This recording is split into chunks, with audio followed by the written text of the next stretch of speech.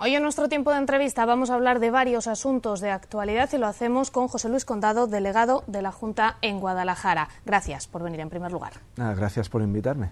En primer lugar vamos a hablar, si le parece, de la Ley de Emprendedores, un anuncio que hacía María Dolores de Cospedal el Día de la Región aquí en Guadalajara y que va a suponer un apoyo y una apuesta para emprendedores, autónomos y pymes. Sí, pues así es. Yo como delegado de la Junta en Guadalajara me siento muy orgulloso de que la presidenta Cospedal hiciera el anuncio de estas medidas de desarrollo de la Ley de Emprendedores, autónomos y pymes de Castilla-La Mancha, precisamente aquí en el Palacio del Infantado de nuestra ciudad.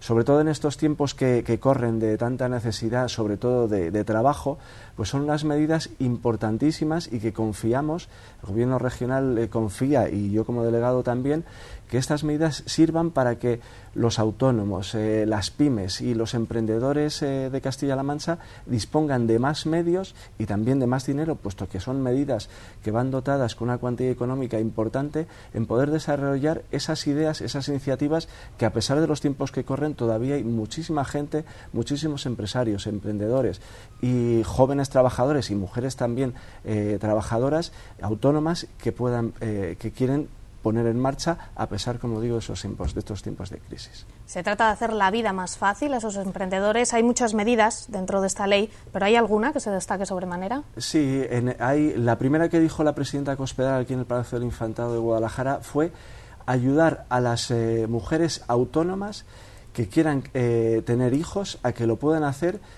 gracias a una ayuda de hasta 6.000 euros que les daría o les va a dar el Gobierno regional. Esa ayuda de 6.000 euros la podrían ir cobrando mensualmente en mensualidades de 250 euros a partir del 8º mes de gestación y hasta 24 meses. Total, si una mujer quiere cobrar los 24 meses, podría optar perfectamente. Y esto le serviría para que durante el tiempo que ella va a dedicar a sus hijos o a su hijo, pueda contratar a otra persona que le ayude en su empresa. Y esa empresa o ese puesto de autónomo no se viera cerrado como consecuencia del embarazo y de la gestación y el hecho de tener el hijo.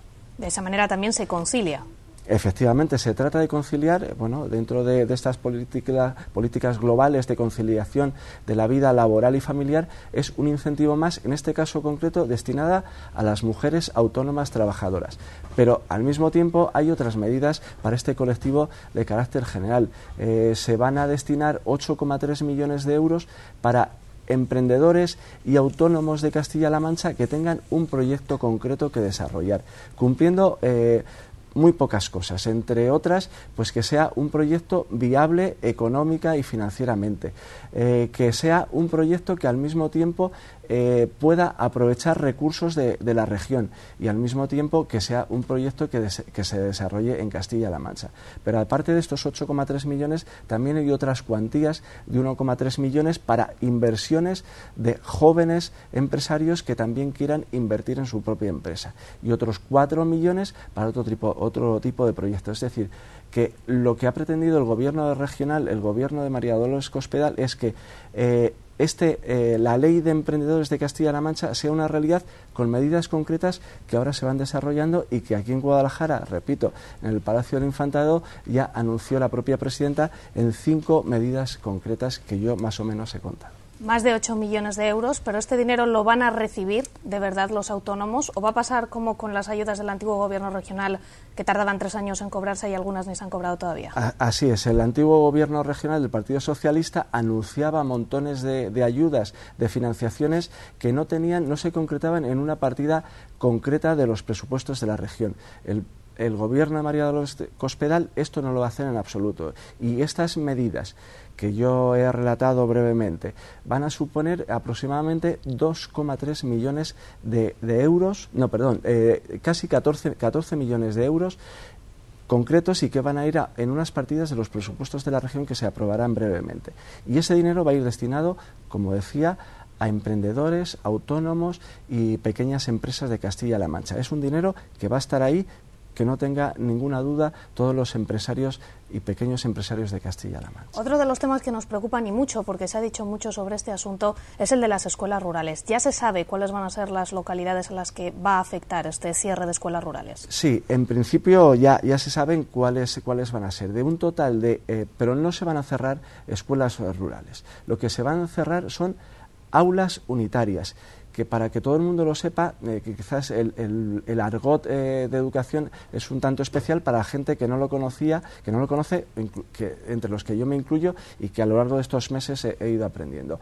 Las aulas rurales son aulas concretas físicamente donde hay niños de muchas edades, desde 3 a 12 años. Entonces, en el caso concreto de Guadalajara, en principio, y digo en principio porque la escolarización está garantizada en la región, si aparecieran más niños o da la casualidad que a determinados de estos núcleos acuden niños, bien de viaje, bien por asentamientos de personas que empiezan a trabajar ahí, que van con sus padres, estos niños tendrían garantizada su escolarización. Y en concreto en Guadalajara, en principio, puesto que las circunstancias son las que son y se ha tenido en cuenta criterios estrictamente técnicos y de educación, las que en principio se van a cerrar son Anguita, Condemios de Arriba, Pareja, Salmerón, Alcoroches, Orea, Arbancón, Ita, Hueva y Peñalén.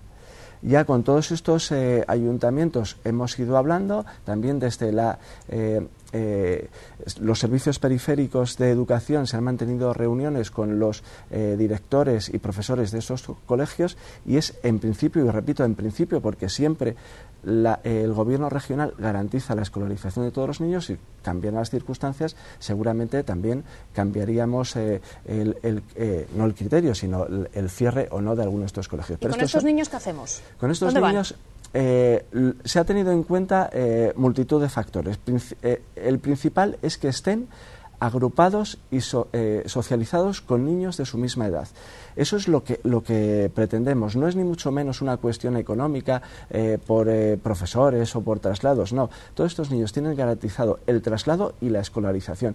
Y sobre todo, y lo fundamental, por lo que se han mantenido, se han cerrado algunos de ellos, porque estén con niños de su misma edad, porque el profesor tenga una continuidad a lo largo de los años en ese centro escolar, y sobre todo, insisto, que estén con niños de su misma edad. Hay padres que viven en estas zonas rurales aisladas y que de iniciativa propia ya llevan muchos años llevando sus niños por iniciativa propia y por sus propios medios a otros colegios, porque quieren relativamente cercanos a su núcleo de población, para que estén esos niños, sus hijos, con niños de su misma edad. Lo importante es que el profesor, los niños puedan recibir una educación conforme a su edad, que no estén dentro del mismo aula con un solo profesor, niños de 6 años, niños de 12 años, niños que tienen problemas de idioma porque son extranjeros y se están adaptando a nuestro sistema educativo.